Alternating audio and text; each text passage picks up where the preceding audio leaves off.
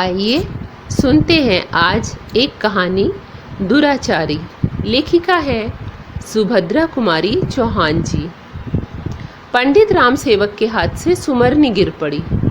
वह झल्लाए से उठकर पूजा की कोठरी से बाहर बरामदे में चले आए। बरामदे से गाना और साफ साफ सुनाई पड़ने लगा।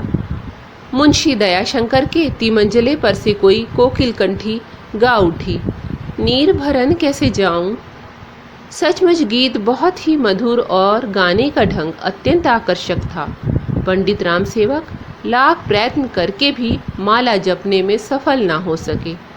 जब राम नाम का गढ़ इस गीत के सामने टूटकर गिर ही पड़ा, तब पंडित जी सुमरनी एक तरफ रखकर बरामदे में एक स्टूल खींच कर बैठ गए। दयाशंकर की कोठी की तरफ मुंह करके वे संगीत का सुख लेने लगे। गायिका गा रही थी, डगर चलत मोसेरार करत है, बहिया पकड़ मोरी ढीठ कन्हाई। पंडित जी संगीत इतने तन्मय होकर सुन रहे थे कि वे अपने पड़ोसियों का आना भी न जान सके। उनकी तंद्रा तब टूटी जब उनके पड़ोसी किशन ने उनके कंधे पर हाथ धरते हुए पूछा, पूजा हो गई पंडित जी? पंडित जी खिसियाए से बोले, कहाँ की पूजा, कहाँ का पाठ भाई? जब से यह पड़ोसी आया है तब से सुबह शाम को गाना, दोपहर को गाना, गाना छोड़कर जैसे उसे कुछ और काम ही नहीं है। रेडियो तो रेडियो, अब यह एक नया तूफान और खड़ा किया है। जीवन बोला, भाई कुछ भी हो, बुरा चाहे भला, पर मोहल्ले में जान सी आ गई है और सच बात तो यह है कि गाना मुझे बुरा नहीं लगता। पंडित जी कह के वह मुस्कुराया। पंडित जी तिलमिला से उठे, बोले, तुम्हें क्यों ना अच्छा लगे? मुंशी दयाशंकर की कोठी पर तुम्हारी शामें जो कट जाया करती हैं, बड़े आदमियों के साथ उठते बैठते हो और 5 सिगरेट ऊपर से मुफ्त का, पर यहाँ तो इस गाने बजाने के मारे पूजा पाठ धर्म कर्म सब डूबा जा रहा है। डॉक्टर कमता प्रसाद बोले, अरे भाई, माना कि गाना बजाना बुरा नहीं है, पर सब बात समय पर ही अच्छी लगती है। हर घड़ी के गाने बजाने से तो भाई मोहल्ला सचमुच बर्बाद हुआ जा रहा है और बच्चे बिगड़े जा रहे हैं। किशन बोला, किसके बच्चे बिगड़े जा रहे हैं डॉक्टर साहब? कोई उदाहरण की तरह बताइए ना। डॉक्टर साहब खींच उठे, बोले, लो अब तुम मुझसे क्रॉस एग्जामिन करने लगे। यह जो आज तिमंजले पर वह एक वेश्या बुलाकर गवा रहा है, तो क्या बच्चे देखते नहीं और उन पर इसका कुछ बुरा असर पड़ता ही नहीं? पंडित जी जोर से बोले, पड़ता क्यों नहीं, ज़रूर बुरा असर पड़ता है। सच कहूँ, मेरा बस चले तो ऐसे दुराचारी को गोली से उड़ा दूँ। डॉक्टर साहब बोले, मेरे भी मन में यही आता है, पर क्या करूँ? अरे भाई, रुपया पैसा है तो ज़मीन जायदाद खरीद लो, मंदिर बनवा दो, धर्मशाला बनवा दो, कुछ धर्म के नाम पर खर्च करो। यह क्या कि सारा पैसा बस नाच गाने में फूंक दिया जाए। फिर स्वर को धीमा करके बोले, और भाई, शाम को 8 बजे के बाद तो वह सदा शराब के नशे में रहता है। ऐसा दुराचारी तो कहीं देखा नहीं। उसकी तो छाया भी छूना पाप है। धर्म कर्म से दूर सदा पाप में डूबा रहता है। पंडित जी ने जीवन की ओर देखा, फिर बोले, ना भाई, ऐसी बात जीवन भैया के सामने ना कहो। जीवन भैया की शाम तो प्राय वहीं कटती है और कौन जाने घूट 2 घूट चढ़ा भी जाते हों, तो कुछ आश्चर्य नहीं, संगति का असर तो पड़ता ही है। बात अधूरी ही रह गई। इसी समय फटे चीथड़ों में लिपटी हुई एक स्त्री अत्यंत दुर्बल, किसी प्रकार अपने तन को ढके एक बीमार बच्चे को कंधे से लगाए वहां आ पहुंची।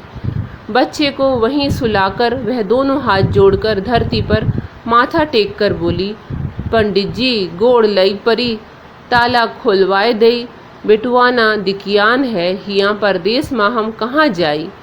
काल्ह परोतक कोठरिया के किरावा जरूर दे देव, आज कतहु नहीं पायन। पंडित पैरों पड़ती हूँ, ताला खुलवा दीजिए, लड़का बहुत ज़्यादा बीमार है, परदेस में कहाँ जाऊँ, कल परसों तक किराया ज़रूर दूंगी, आज कहीं नहीं मिला। पंडित जी उसे झिड़कते हुए बोले, जब तक किराया नहीं लाएगी ताला नहीं खुलेगा। आजकल करते करते 15 दिन तो हो गए, जा निकल, नहीं तो ठोकर मार कर निकलवा दूंगा। स्त्री फिर गिड़गिड़ाई, बिटवाना जड़ाए के मर जाई मालिक, जब ओढ़े बिछावे के बितरे बंद होएगा है, दया करी मालिक, जानो आपे के जियाई जियत लाग हम। यानी कि लड़का ठंड के मारे मर जाएगा मालिक, ओढ़ने बिछाने का कपड़ा सब भीतर बंद है, जैसे आपके ही जिलाने से जीते हैं, दया करे मालिक। पंडित जी ने उसे एक जोर की झिड़की दी, बोले जा अभी निकल जा, तेरा और तेरे बच्चे का मैंने ठेका नहीं लिया है, मरे चाहे जिए, जब तक किराया नहीं लाती कंपाउंड के भीतर पैर मत रखना। स्त्री रोती हुई अपने बीमार बच्चे को उठाकर बाहर चली गई। ना जाने क्या सोचकर जीवन भी उसी स्त्री के पीछे उठकर चला गया। शायद एक गरीबनी के प्रति इतनी कठोरता उससे सही नहीं गई। जीवन के जाते ही पंडित जी किशन और डॉक्टर साहब की तरफ मुखातिब होकर बोले, बदमाश है साली, जब तक इनके साथ इस तरह से पेश ना हो किराया देते ही नहीं। यह नहीं कि इनके पास है नहीं, पर देने की नीयत नहीं है। रोज़ चाय पीती है, दूध शक्कर के लिए पैसे आ जाते हैं, पर किराए के लिए सदा यही रोना रहता है। किशन के अंदर जैसे कुछ दुख सा रहा था, वह कुछ बोला नहीं। डॉक्टर साहब बोले, हाँ रीवा वाले बदमाश होते ही हैं, कहकर चुप रह गए। वे भी मकान मालिक हैं, किराया वसूली में उन्हें भी अड़चन आती थी और प्रायः यही हो के रहता था। जब मजदूर अपना ताला बंद करके मजदूरी करने जाते, तब उन गरीब मजदूरों के कमज़ोर तालों पर इन मकान मालिकों के मजबूत ताले पड़ जाते, और जब तक वह मजदूर, फिर चाहे वह स्त्री हो या चाहे पुरुष, किराए की रकम ना ला के दे, मकान मालिक का ताला नहीं खुलता था। फिर वह रकम चाहे वह चोरी करके लावे, चाहे अपने को बेचकर। यदि किसी प्रकार भी किराए की रकम नहीं जुटा पाता था, तो चाहे बरसात हो चाहे सर्दी, उस गरीब को आसमान की छाया के नीचे ही रहना पड़ता था। किशन और डॉक्टर साहब उठकर जाने को ही थे कि एक और दुबला पतला बूढ़ा व्यक्ति तिलक लगाए लाठी के सहारे खड़ा हो गया आकर। डॉक्टर साहब और किशन के सामने कहने में कुछ संकोच का अनुभव करते हुए भी ना जाने क्या सोचकर बोला, मालिक आज बड़ी आफत में पड़ गया हूँ, 10 रुपयों की बहुत ज़रूरत है। बहू को बाल बच्चा हुआ था, बुखार आ गया था, अब हवा लग गई है और वह अर्र बर्र बकती है, बहुत गाफिल है। मेम आई थी देखने, 10 रुपए की दवा लिख गई हैं, आज का काम चला दो मालिक, आप ही का भरोसा है। पंडित जी ने बूढ़े की ओर घूर कर देखा, बोले कोई जेवर लाए हो दीनू पंडित, या वैसे ही रुपया लेने आए हो? अभी तो पहले के ही रुपये पड़े हैं, एक ढेला ब्याज तक नहीं मिला। दीनू सिटपिटा सा गया, बोला जेवर एवर हम गरीबों के पास कहाँ है मालिक, आप सहारा ना देंगे तो वह मर जाएगी, आप ही उसे जिलाइए, जिंदगी भर आपकी गुलामी करूँगा मालिक। पंडित जी झिड़कते हुए बोले, जेवर नहीं था तो फिर क्यों हाथ झुलाते हुए चले आए? जाओ रास्ता नापो और यह सुन लो, पिछला रुपया मैं ब्याज के 7 दिन के अंदर नहीं चुका दिया तो अदालत के जरिए वसूल करूँगा, समझे?